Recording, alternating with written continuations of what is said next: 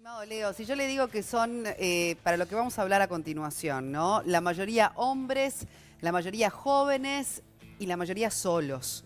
Estamos hablando del perfil de lo que conformaría la mayor cantidad de personas que se encuentran en situación de calle. Y lo vamos a conversar ya mismo con quien es el director de evaluación y monitoreo del MIDES, que es el sociólogo Juan Pablo Labat. Muy bienvenido, ¿cómo le va? Muy bien, muchas gracias por la invitación. Bueno, en los pasados días se ofrecieron los datos oficiales de las personas en situación de calle. ¿Y es correcta esa descripción de la mayoría hombres, jóvenes y solos? Sí, es correcta.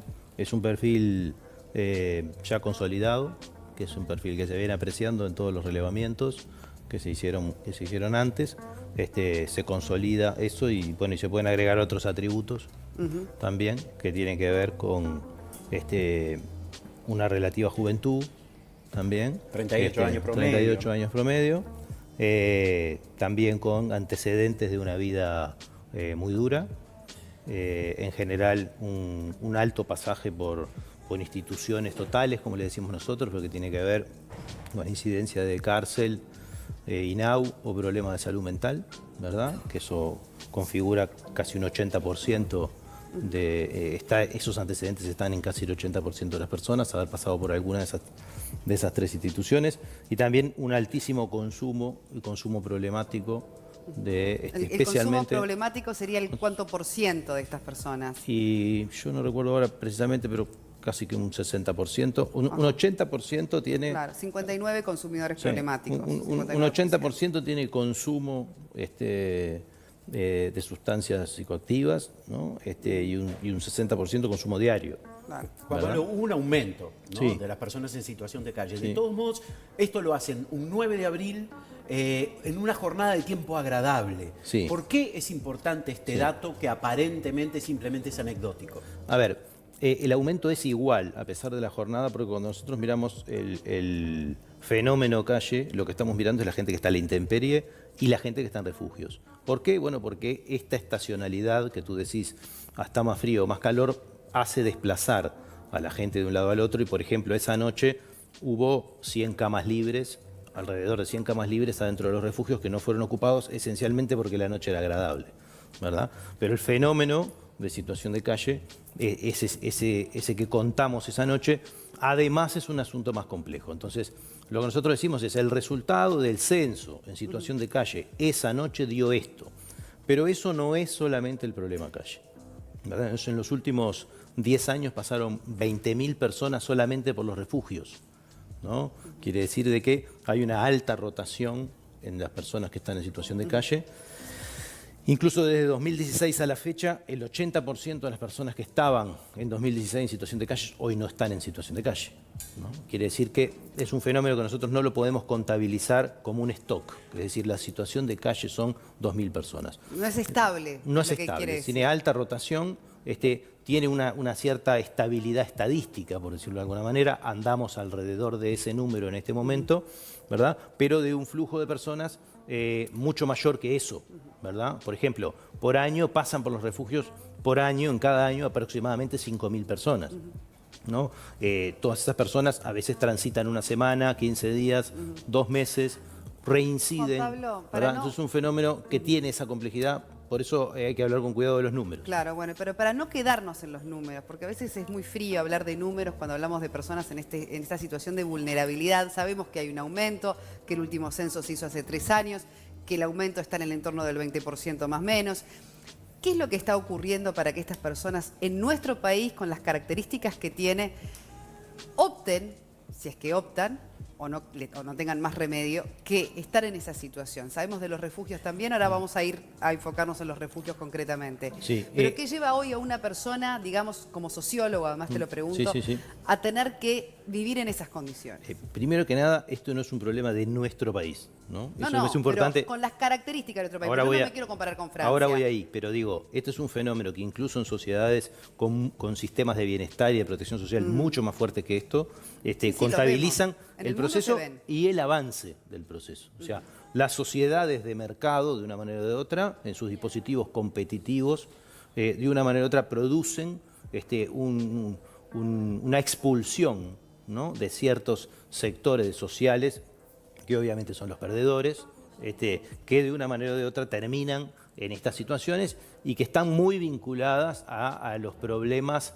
de calidad de vínculos de las personas, ¿no? Si nosotros decimos, el perfil de esta población, en realidad, en muchos de esos casos, es parecido a el de otras poblaciones o de otros sectores de la población que están integrados en la sociedad, que seguramente están en situaciones de relativa precariedad, ¿verdad? En general, las familias con más activos tienen más capacidades de atender estas situaciones de sus miembros y las que tienen menos se desempeñan con peores resultados. Pero lo que hay acá, además de la condición de falta de recursos en la que puede vivir mucha más gente, es un problema de ruptura de vínculos, ¿no? O sea, ruptura de relaciones familiares. Todas estas personas provienen de alguna familia, de alguna de las familias que está viviendo en este territorio, la mayoría montevideana. Por ese uso problemático de las drogas, por haber estado preso.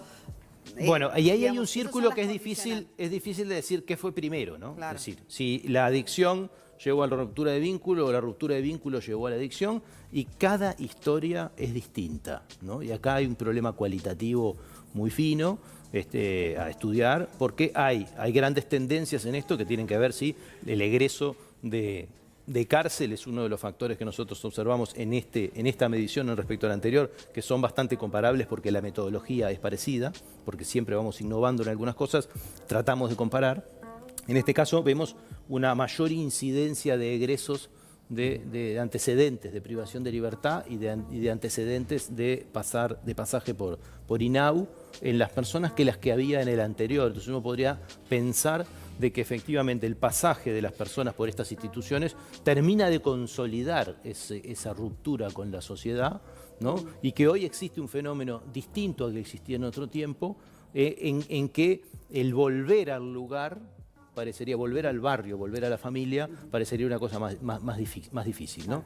Hay una cifra que es bien curiosa, insisto, más allá de que estoy de acuerdo con Soledad que los números muchas veces son fríos, pero en este caso 80% es muchísimo. Es muchísimo. ¿No? 80% es muchísimo. ¿80% de qué? En el 2016 había X cantidad de personas en calle, el 80% de esas personas ya no están en la calle. Sí. Es decir, 2 años y medio más tarde, esas personas ya no están. ¿Qué pasó con esas personas? Bueno, ¿están presos? ¿Murieron? ¿Solucionaron sus vidas? Nosotros estamos haciendo un estudio que vamos a presentar el mes que viene probablemente, donde hicimos un seguimiento de trayectorias, que lo estamos terminando de consolidar ahora, sobre la población de 2016, ¿no? Que el perfil poblacional es bastante parecida a este, ¿tá? En general, las situaciones es que la gente logra, después de un tiempo, volver a construir vínculos o vínculos nuevos, en función de su tránsito por los refugios o del retorno a sus círculos anteriores, porque la mitad de estas personas siguen en contacto con su familia, ¿no? Lo que pasa que no con su familia entera ni en una participación permanente, pero sí con algún miembro de su familia.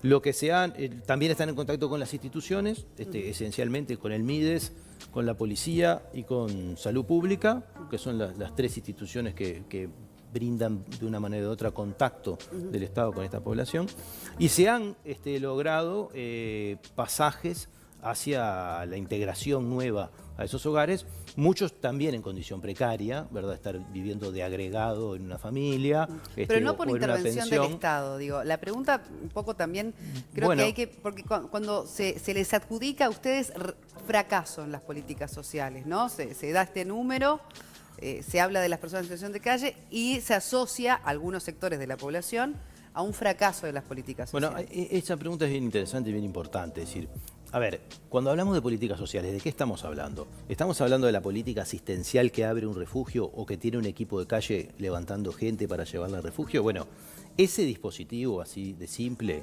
que no es para nada simple, ¿no? Complejo, pero digo sí, que atiende una pequeña dimensión del asunto, obviamente que no tiene la capacidad de generar empleo, generar vivienda, generar un conjunto de soluciones que precisa esta población. Pero que también precisan otras partes de la población, porque tampoco se puede decir, bueno, entonces el que se acueste una noche en la calle, a partir de ahí tiene derecho a la vivienda y al trabajo, ¿verdad? Si hay una ecuación de equilibrios en las prestaciones sociales que genera el Estado a distintas poblaciones que tiene que tener cierta razonabilidad. Entonces, lo que cumplen estos dispositivos, porque la política social es una cosa mucho más amplia, ¿no? Tiene que ver con salud, tiene que ver con educación, con vivienda y demás. Lo que cumplen estos dispositivos se cumple en buena medida brindando una infraestructura, ¿no? Porque también hemos escuchado muchos pensamientos sencillos, simples, muy creativos, que dicen, bueno, ¿por qué no le dan la plata que se gasta en un refugio a la persona para que viva? No, claro. Pero... Y no, claro, porque no, bueno, pero hace poquitos días se suscitó una discusión acerca de la ineficiencia del programa, porque lo que gasta en un cupo cama, por decirlo de alguna manera, se lo podríamos... Y no es así, porque por esa cama pasan distintas personas a lo largo del año, que son muchas más que esas. Bueno, ¿no además es, hablamos del consumo no es una sola problemático de persona? sustancias, es el dinero ahí Bueno, también puede ser puede ser una digamos, bomba, como, ¿verdad? claro. Eso puede ser una bomba. Entonces, desde esa perspectiva, acá no hay un fracaso. Al revés, yo diría, bueno, por ahí pasaron 20.000 personas, hay 2.000, ¿no? Es decir, a las otras 18.000 no están ahí, ¿no? Entonces, ¿para qué sirve esto? Bueno, esto es el último recurso, ¿verdad? En una situación de profunda soledad de las personas, ¿no? En la cual incluso hay que trabajar para que accedan, porque a muchas personas hay que estar permanentemente convenciéndolas para que vayan Claro, al refugio. lógico. Y no quieren ir porque su ¿Por estado... qué? ¿Pero por qué? Porque su además ahora hasta estado- se contemplan animales en alguno de hay los un problema refugios. hace mucho tiempo que se hizo esa experiencia ya y no es esencialmente Una lo que noche hace como la que va a diferencia. ser hoy, por ¿Es ejemplo. más porque- excusa que otra cosa? Sí, sí, por supuesto. ¿Y cuál por es el supuesto. problema? Y bueno, el problema es la libertad, en el fondo, de estar en esa soledad o tener que compartir un espacio que tampoco es una familia agradable, porque es un lugar Sí, donde claro. uno tiene que Sí, compartir convivencia. pieza, compartir, Claro. convivir. Y bueno, si una persona no está en la calle es porque no ha tenido la capacidad de soportar la convivencia con un núcleo cercano. No siempre es fácil de que lo haga con un núcleo no cercano, que además de todo Está claro. son 30 personas en un refugio, más allá de que eso se esté intervenido por varios operadores, porque obviamente esas relaciones sociales hay que regularlas, hay que cuidarlas, hay problemas de higiene, de alimentación. O sea, un tema muy complejo. Piense en gestionar un espacio donde vivan 30, donde pasen la noche 30 personas y dése cuenta de que gestionar Ahora, a un refugio nivel de tampoco... seguridad, personas, por ejemplo, que salieron de la cárcel, que están en esa situación de extrema vulnerabilidad, que quizás duermen en la esquina de tu vivienda, de, Sí. tu edificio, de tu... Sí. ¿Qué responsabilidad también hay frente a ese tipo de situaciones? Bueno, ahí hay varias cosas interesantes. Primero, que una cosa que se ha observado es un cierto, aunque pequeño, repliegue de la colaboración de los vecinos, ¿sí?, con las personas en situación de calle. Quizá tenga que ver un poco con todo este fenómeno por el cual se hizo el censo, que es esta sensación térmica de gigantesco crecimiento de la situación de calle y un poco el hartazgo de la población de este tema, porque obviamente es muy molesto tener una persona viviendo en la puerta de tu casa, ¿no? Eso es clarísimo y es totalmente comprensible. En todos los estudios internacionales que se estudia el problema de situación de calle no se habla solamente de la persona que está en la calle, sino del problema urbano que genera la persona que está en la calle, ¿no? Entonces, ahí hay una cuestión a administrar, pero de una manera u otra la gente está en la calle porque existe una ayuda institucional y de la población, ¿verdad?, a su supervivencia, ¿no? De hecho, las estrategias de retirar a los niños de calle, ¿no?, porque tenemos que irnos unos años antes, cerca de esta fecha del 2002, donde hacían la efemérides, ¿verdad? En situación de calle teníamos muchísimos niños, ¿verdad? Teníamos, hay varios conteos hechos por Gurises Unidos, por Infamilia, que muestran el orden de 1.000 niños en la calle y de 1.000 y pico de niños en la calle, ¿no? Entonces, las estrategias que se hicieron en aquel momento, por ejemplo, era, bueno, que nadie colabore con los niños para que los niños vayan cada uno al lugar de referencia, ¿verdad? Fue una estrategia muy costosa que llevó mucho tiempo y mucha fuerza, ¿Pero qué pero está se diciendo logró. concretamente con Sí. las personas hoy? ¿Que los vecinos no deberían estar No, colaborando con esa supervivencia, No, digamos? yo no estoy diciendo eso porque me Pero parece que... su sugerencia, No, entendiendo simplemente esto como una problemática. lo planteo como con una cuestión anecdotaria de que los fenómenos tienen una complejidad superior a la que uno lo observa, ¿no? Es Bueno, decir, pero tiene lógica también, por eso le pregunto desde su punto de vista. Acá las cosas que hay que hacer con esto es, por un lado, sostener este tipo de dispositivos, que no es cierto que no tengan efectos, tienen importantísimos efectos, porque son el último recurso para un montón de gente, y potenciar otros dispositivos complementarios, porque acá estamos ante una situación sumamente crítica, por ejemplo, de salud mental y consumo, ¿verdad? Y tratamiento, ¿verdad? Y necesidad de tratamiento ante el consumo. Que el Estado se los proporciona. El Si Estado lo proporciona. ¿Hay voluntad de la persona? Sí, eso es así, pero de todas formas, la escala, ¿verdad? La escala de esto, el fenómeno es creciente, la oferta tiene que ser creciente. Pero por otro lado también, un conjunto de reflexiones como sociedad. Es decir, entendamos, todas estas personas que están en situación fueron expulsadas de nuestra sociedad por nosotros, por una forma o por otra, por obviamente relaciones complejas. Esto no es un juicio sobre la familia, ¿no? Es decir, puede haber situaciones, en esto de hecho hay, ¿no? Situaciones de violencia ejercidas por las personas que están en calle, de las familias que fueron expulsadas, o personas que salieron a la calle porque se ejercía sobre ellas violencia. Está claro. ¿Verdad? Entonces, la ruptura vincular, que es un problema sobre el que tenemos que atender porque es creciente en la sociedad y la medicalización a nivel de salud mental también lo es, ¿no? Es parte de enfrentar esta revolución social en las relaciones que estamos teniendo, que tiene grandes perdedores, ¿no? Y que el mundo está mostrando, no es un problema nuestro, que existe esa conflictividad en los vínculos entre las personas que requiere que nosotros tengamos otra reflexión sobre la vida cotidiana, sobre el valor de la familia, de los vínculos, ¿no? Que nos permita cerrar la canilla, porque el problema de esto es ese, es decir, uno siempre va sobre esto a decir, bueno, ¿cómo arreglo esto? Y la pregunta primera es, ¿cómo generé esto? Bueno, no sé si ya estuvimos pasando, porque no estaba pendiente los teléfonos. Sí, perfecto, de lo que es el teléfono disponible, que es un 0800 para personas en situación de calle, que lo tenemos en pantalla a esta hora, y también el de la línea azul del INAU para cualquier denuncia que pueda tener vinculación con algún menor. Son niños en calle. Que es muy importante y que, bueno, también está aquí en pantalla en este momento. Muchísimas gracias, Juan Pablo Labat, Muchas gracias por a habernos ustedes. acompañado Gracias. esta mañana.